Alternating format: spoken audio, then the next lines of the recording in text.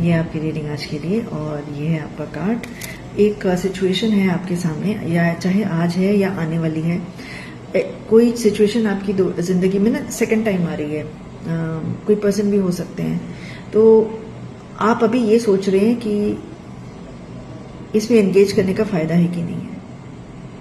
तो क्या है ना, ये जो सेकंड टाइम आ रही है, जब पहली बार आई थी और अभी के बीच में आपने बहुत ज्यादा ताकत इसमें अपनी गेन की है। पहले जब ये सिचुएशन थी तो ऐसे हो सकती है कि जहां पे आपको लगता था कि आप हमेशा रिसीविंग एंड में हैं, मतलब है ना, जैसे आप इस सिचुएशन को संभाल नहीं पाते हैं, जो जैसा कोई कह रहा है आपको वैसा करना पड़ रहा है। पर ये टाइम पीरियड में आपने इसमें स्ट्रेंथ गेन किया है। आपने समझा है कि कुछ तो चीजें थी जो आपको ही अपने अंदर कंट्रोल करनी थी या बदलनी थी या दूसरा नजरिया देखना था यहाँ पे।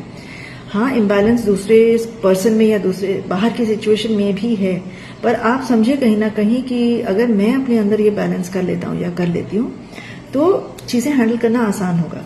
अब ये जब दोबारा आपके पास सिचुएशन आ रही है ना, आप एक तो आप बहुत ओवरवेल्म्ड है और ओवर एक्साइटेड हैं।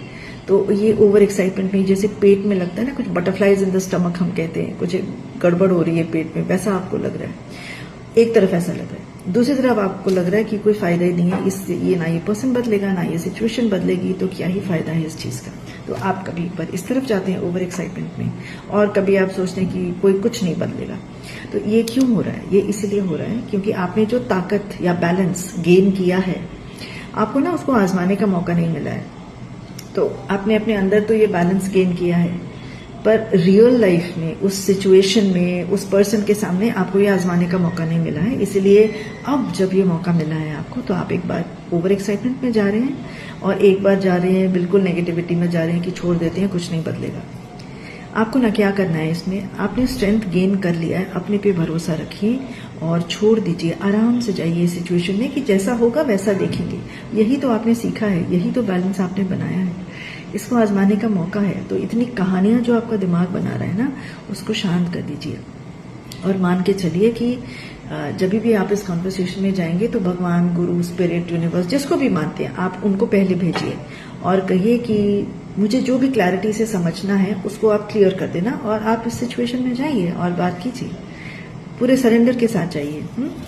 आप देखेंगे कि आप जितना सुनेंगे ज्यादा बेहतर है, ना कि इंटरप्ट करके आप बोलेंगे। आपकी पावर साइलेंट स्ट्रेंथ में है। पहले सुनिए आराम से।